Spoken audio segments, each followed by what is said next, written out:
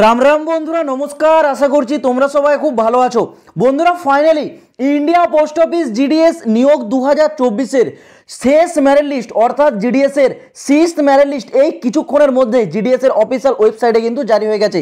তোমাদের সকলের জন্য কিন্তু এটা দুর্দান্ত খুশির খবর, কারণ এই সিক্সথ মেরিট লিস্টে আমাদের যেটা এক্সপেক্টেড ছিল তার থেকে অনেক বেশি জন ক্যান্ডিডেটের নাম এসেছে। দেখো, তোমরা কিন্তু একেবারে লাইভ দেখতে পাচ্ছ, আমি India post office GDS online এঙ্গেজমেন্টের অফিসিয়াল ওয়েবসাইটে আছি।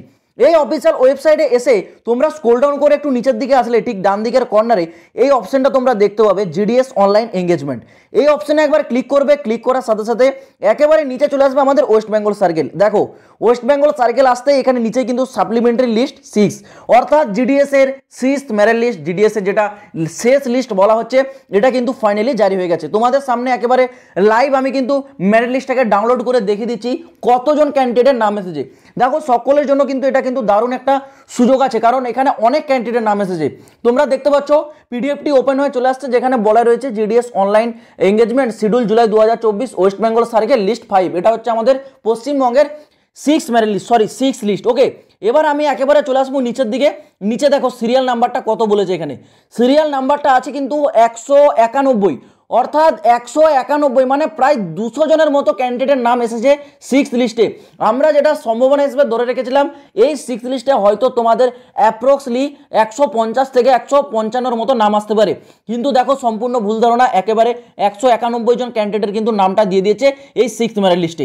এবার সিক্স লিস্টে তোমরা নামটা কিভাবে চেক করবে? প্রথমত এই পিডিএফটা আমি টেলিগ্রামে দিয়েছি, টেলিগ্রামের লিঙ্ক তোমরা ডেসক্রিপশনে পাবে, ওখান থেকে যাও, পিডিএফটাকে ডাউনলোড করবে।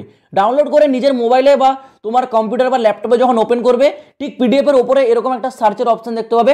সেখানে গিয়ে তোমার রেজিস্ট্রেশন নাম্বারটা দিয়ে সার্চ করলেই তোমার রেজিস্ট্রেশন নাম্বারটা হাইলাইট হয়ে তোমার সামনে কিন্তু চলে আসবে। ওকে, এবার যদি তোমাদের এখানে নাম আসে, তাহলে একটা কথা মাথায় রাখবে, তোমাদের এখানে ডকুমেন্টস ভেরিফিকেশনের লাস্ট ডেটটা কত না 14 জানুয়ারি 2025। দেখো, 14 জানুয়ারি 2025 কিন্তু তোমাদের ডকুমেন্টস ভেরিফিকেশনের লাস্ট ডেট। এর আগে কিন্তু ডকুমেন্টসটা তোমাদের ভেরিফাই করে নিতে হবে, এবং এই ডকুমেন্টস ভেরিফিকেশনটা খুব তাড়াতাড়ি হবে, এবং এখানে জানুয়ারি মাসের শেষের দিকেই সবাইকে কিন্তু জয়েনিংও দিয়ে দেবে, কারণ ফেব্রুয়ারি মাসেই হয়তো তোমাদের নতুন নিয়োগের ফর্মটাও আবেদন শুরু হয়ে যাবে। তো তোমাদের যদি কোনো ক্যান্ডিডেটের এখানে নাম না এসে থাকে, তাহলে কিন্তু কেউ এখানে ডিমোটিভেট হয়ে যাবে না, মন খারাপ করবে না, কারণ আবার কিন্তু আগামী বছর 2025-এর নতুন নিয়োগ আসছে খুব তাড়াতাড়ি। সেই সংক্রান্ত আপডেট আমি তোমাদেরকে খুব শীঘ্রই দিয়ে দেবো। তোমরা একটু জাস্ট ধৈর্য ধরো আর এই চ্যানেলটার সাথে যুক্ত থাকো, চ্যানেলটাকে সাবস্ক্রাইব করে রেখে। তো চলো বন্ধুরা, দেখা হচ্ছে আবার পরের ভিডিওতে নতুন কোনো আপডেটের সাথে। জয় হিন্দ, বন্দে মাতরম।